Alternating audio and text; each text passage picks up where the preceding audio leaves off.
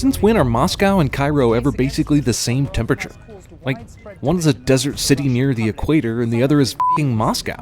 Also, exposition by news broadcast is the new reading. Meanwhile, in Moscow, where it's a balmy Cairo-like 24 degrees Celsius, oh cool, Bruce Willis is in this. Does this look like a man who's about to go on vacation? Again, how did John's cop buddy get this information about the arrest and even know it was John's kid without somebody from the government telling them? And then wouldn't they also tell them, hey, they're working undercover, so don't go over to Moscow and blow that shit by getting involved? This is the stupidest piece of paper ever. So John wrote down his son's name with question marks. Is he unsure of his son's name? And he has the arrest report, but he doesn't know what precinct his son is at, or which district he was arrested in, or what the charges are. Oh, it's murder. Better draw a box around that so I make sure to remember. Also, he draws hearts and happy f***ing jack-o'-lanterns. Oh, and look at this cliche coffee stain that couldn't be more perfectly fake. And don't forget, money. Garden ring is bad. Always traffic. Always traffic. Got it. Always traffic at the garden ring. I can't imagine that'll come into play, though, so you could have just said it once. All right. This Russian dude is a terrible Argyle substitute. When John gets out of the car, his cab is in the far left lane and there aren't any trees over here on the right. But then in the next shot, his cab is magically in the center lane and there are trees all around on that right side. Where'd the other 9 lanes of traffic go? Also, this just gets out of his car and leaves it unattended, and so does that woman. This will definitely not help the situation, people. Well, they can't be all that worried about security if they're going to march these important criminals right through the angry mob. This vehicle is much too large and heavy to have the kind of pep and acceleration it needs to actually be involved in this chase scene. The spin move by McClane is just flat out moronic, but then this is the icing on the cake of stupid. Do you think I understand a word you're saying? McClane thinks the angry motorist should know he doesn't speak Russian just by looking at him. Random zoom shot to make the car chase more exciting. Everything about this bridge changes before McClane decides to crash down below. The bridge in this shot has metal guardrails. Suddenly, McClane looks to his right and the barrier is glass with steel frames, and then there's a whole street that wasn't there before. Back to the old rails here. Now the bridge looks like it has an entirely new barrier and a place where pedestrians can walk. Now McClane breaks through the glass barrier, which is apparently his only obstacle to getting down to the street below. Also, the glass breaks twice. Terribly convenient traffic jam, complete with giant truck for easy landing. McClane drives into a truck full of gravel and over cars without stalling or ever getting stuck. Then he kills more motorists by smashing all the cars in sight. This SUV apparently can smash into an armored truck and significantly alter its path. Father and son stare down made possible through slow motion. Why is the objects in mirror are closer than they appear warning in English? Seriously? This van, which was pushed for hundreds of feet with its tires burning and smoking the whole way, can now drive as though nothing happened. This is what the Bible had in mind when David beat Goliath, only the Bible story is way more believable.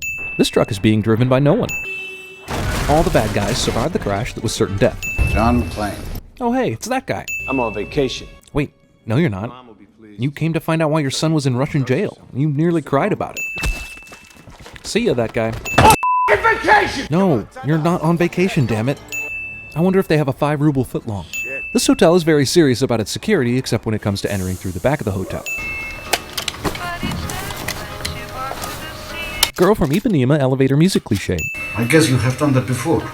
What, given a random Russian laundry worker American money and somehow communicated to him that what I wanted in return was the hotel master key, which he somehow has as a laundry worker?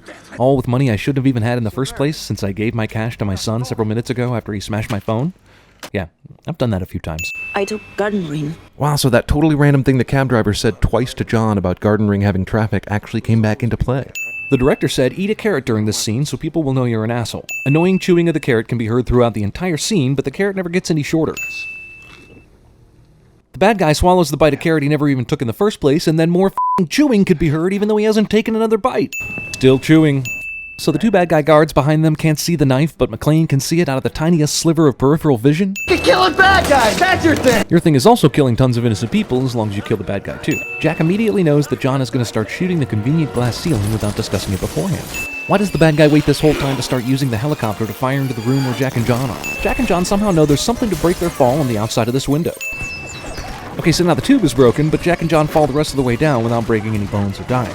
Cops everywhere, but no one wants to ask Jack and John any questions after they leave the building that just got shot up. Siphoned weapons-grade uranium. Got greedy, caused a meltdown. Shows what we know. We were always told it was a power surge and the emergency shutdown that caused the disaster. John steals these keys from where again? And why does this one set of keys open 3 different trunks? Jet lag. See, he forgot to make fists with his toes. Compound 274. It neutralizes radiation. Trust me. Oh, okay then. If you say so, random evil daughter. Oh, I guess they're at the swimming pool portion of Chernobyl, the one with competitive diving platforms. Don't worry, it's stable in this form. Oh, I already trusted you completely after that whole compound 24/7. If everyone in the room knew that Komarov was the surprise bad guy, why didn't they just go ahead and shoot this carrot-eating douchebag earlier? So Komarov has to hope he survives this courthouse bombing and Shigarin's henchmen. Obviously, he hopes that his daughter will rescue him at the courthouse, but doesn't count on Jack whisking him away. Now he has to find a way into the heavily guarded hotel to find the ballroom that is under construction. He hid this key for 5 years while he was in prison, and somehow no one has stumbled upon it during the reconstruction. And hopefully no one runs across a secret stash of uranium that just happens to be stored in a secret room at the Chernobyl nuclear power plant. What exactly are these bad guys here for? Discount the rock. Don't worry, the flames that are engulfing the entire room can't hurt you as long as you're behind a filing cabinet. Come on! Vacation! Vacation. Noun. A specific trip or journey, usually for the purpose of recreation or tourism. Movie thinks it's just like the original Die Hard. This would definitely kill him several times over. Ah, so that's why they had to pull him. And everyone believed the two Americans' story about how all those Russian nationals died in a fiery explosion, and the radiation turned out to be no problem for either of them.